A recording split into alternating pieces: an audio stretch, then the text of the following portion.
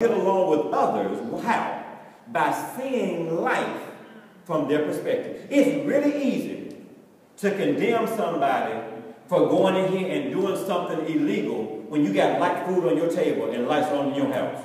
It's really easy to condemn somebody who doesn't have what we have, and the blessings that we have, and the favor that we have, and the grace that we have. It's easy to condemn them and say, why don't you have it? Instead of saying, let me look at life from your perspective. And if I can show you about a good God, if I can show you about a good Jesus, then God is no respecter of person. You can have what I have, but instead we always put each other down instead of finding ourselves looking at the other perspective. Watch this right here now. Now, what's this person over here see? Over here. Who's right? So look at it. So we do not see things. I love this quote, this anonymous quote here. We don't see things as they are. We see them as we are. And what are we talking about? This whole idea about this position. So say that this is. I'm just using this as an example. Suppose that this is the power and presence of God. An unbeliever is so far removed from there. It's not that God doesn't love them, but why would you expect an unbeliever to think the same thing about God that we think about? When we are closer to God, we've been serving God, we've been praying to God, we've been believing God. Somebody who is far away doesn't just like that picture. We see God as a big God. How many know God's a wonderful God? How many know God's a big God? How many know God's an amazing God? Well, see, that's what we're right here. But somebody who is all the way over here may see God as being small, and there being multiple paths to get to a loving God. So our role as believers is to say, now at this point, God, I just thank you for using me right now to make an impact in the world you put around me. It may be a co-worker who doesn't know the Lord. It may be a family member who doesn't know the Lord. I thank you, God, for the impact that we are called to make as we yield our lives to God. So we got to be positioned to receive. Finally, so last night was the last night that everybody whose child played football in the state had to go through here and play, and they got it, and I was all called. But some of them were out of position. And as a believer, there are times, it's not that God doesn't love us. Come on now. It's not that God hasn't favored us. It's not that God hasn't graced us. We are just sometimes out of position to receive what God has. Can somebody say amen? It's not that God changed. We got out of position. So if God is the same yesterday, today, and forevermore, and we are out of position, who has changed? We do. So here's the point. So that all that lays the foundation for what I want to share with us. The synoptic gospels. Again, we talk about this idea that our position determines our perspective. Our position determines our perspective. How many gospels do we have in the Bible? How many gospels? What are they? Matthew, Mark, Luke, and John. Okay, let's go back in. Okay, so let's try this again, shall we? How many gospels do we have? 4. They are Matthew, Mark, Luke, and John. Okay. So now this idea, this synoptic gospel. Now we look in the chronology in our Bible. Matthew is first, then Mark, then Luke, then John. But that's not really the order in which they were written before. And I want this idea of synoptic. When you think about optics, what do you think about? Especially those who wear glasses. What do you think about optics? What does that mean? Sight. Eye. The S-Y-N, sin, means not S-I-N. S-Y-N is with. So synoptic gospel simply means at this point, seeing with the same eye. Seeing with the same eye. So although we have 4 gospels, 3 of them are called synoptic gospels. 3 are called out of the 4. So what happens? Mark was written first, Matthew and Luke used what was written in Mark, and then John was written 30 years later after the last one was written here. Now why is that important? Because you can read something in Matthew and have a similar story in another one, and if we're not careful, you'll say that the Bible contradicts itself. No, they were just looking from their perspective.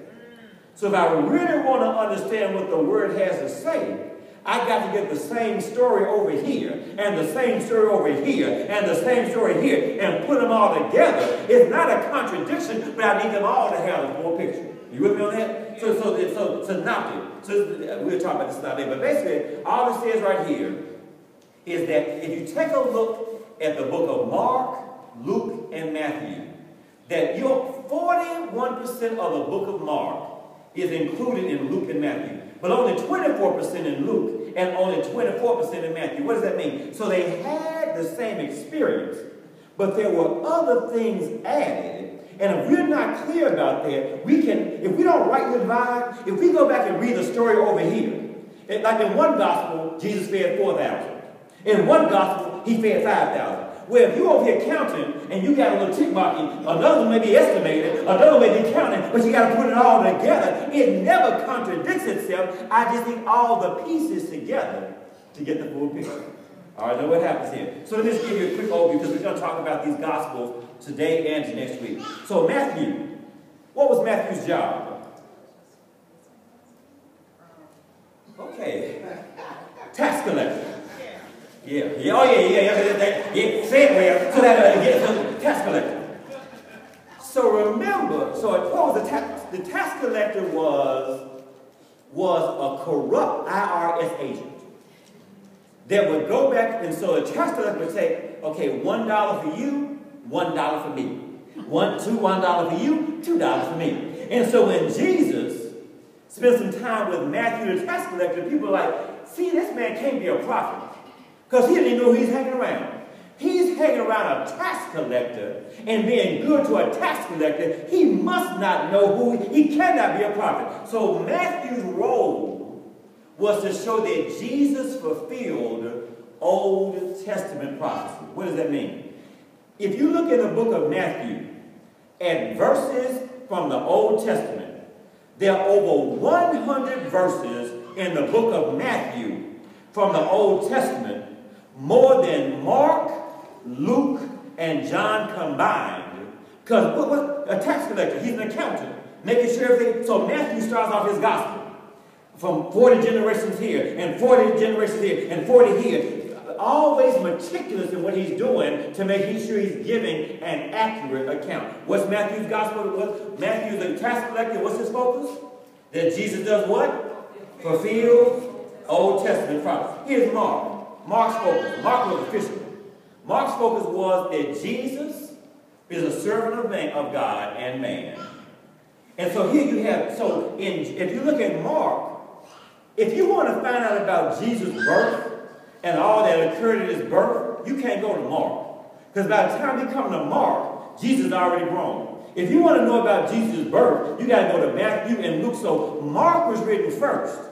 Matthew and Luke knew what they had, and they expounded on what Mark had, and then John came 30 years later. Now, we're going to see about the importance of that in a minute. Now, what happens here? So, look, now what was Luke's job? Luke was, what was his job? He was what? What was his job, though? He was a doctor. Dr. Luke. Only Gentile we have. Dr. Luke. Now, what happened? So, if he's a physician, he focused on that Jesus came to seek and save that which was lost. And then lastly, John, what was the focus of John? Jesus who? The what? Logos. What does that mean? The eternal word. Y'all see this slide? The eternal word made flesh. That Jesus was the Logos. The eternal. So here's what happens. So if there are 4 children in your family, everybody's going to write a different story about mom. Because everybody got a different experience with mama. So now if you really want to know what mama's about, you just can't look at the beret. You got to go back and put it all together and get an experience of who mama is. But if you just look at one, you may have a birthday party may be remembered by this person different than that person. If mama showed up over here, but didn't show up over there. And as a result, if you really want to see what mama's all about, you got to put all 4 children's story together. But if you want to see what Jesus is all about, you got to put all the gospels together to find out what is. Well, 3 of those are called the synoptic gospels. So part of what I want to talk about today is to show you something's going to appear in one of the gospels that's expounded upon in another gospel, but it does not mean it contradicts itself. It's just the perspective and the position that the person has as well. So Mark, you have this slide right here. Mark's main thing is that Christ is the tireless servant of God and man. Now, what's the key word in Mark? What's the key word? Does it say right here? The key word is what? Straight. What does that mean? It means immediately. There are 16 chapters in the book of Mark. This word straightway in the King James appears in all but 3 of those, chapter 4, chapter 10, and chapter 16. Every other chapter has the word straightway or immediately. What does that mean? It means there was some immediate action that occurred. You know the story here. We're here. You remember over in Mark chapter 5. So Jairus goes to Jesus and then says, at this point, my daughter is sick. Will you come heal her? He says, I will. As he's going to heal her, a woman with an issue of blood came up. They had an issue of blood for 12 years. She touched the seat of the hem of his garment there, the seat where the 613 tassels were there, and she got healed. After she got healed, this is what happens right here. Read this with me, please, from Mark 5:35. While he, that's Jesus, was still speaking, they came from the house of a synagogue official, Jairus, saying, your daughter has died. Why trouble the teacher anymore? So with that news, what do you think should have happened in the natural? So Jesus said he's going to go to the house. They got word that she died. What should happen in the natural? He goes somewhere else. Well, verse 36, read this right here, verse 36. Ignoring what they said, Jesus told the synagogue ruler Jairus, don't be afraid, just believe. How many of us know we got to ignore some stuff you hear? How many of us you can't receive everything that comes to you? Don't sign for every package the devil sends to you. You got to. So what happened? Despite what was going on in the natural, and I love it says, and Amplified says right here, Jesus overheard it, but ignored it. When they came back and said the girl was dead, he overheard it, but ignored it. And then the whole story goes forward. Then what happens until he goes, he says, Jairus, let's go home. At this point, don't be afraid, just believe. As they're going, they get to the house, I told you before, and there were people just wailing and moaning. And at that point, there were professional wailers in that place.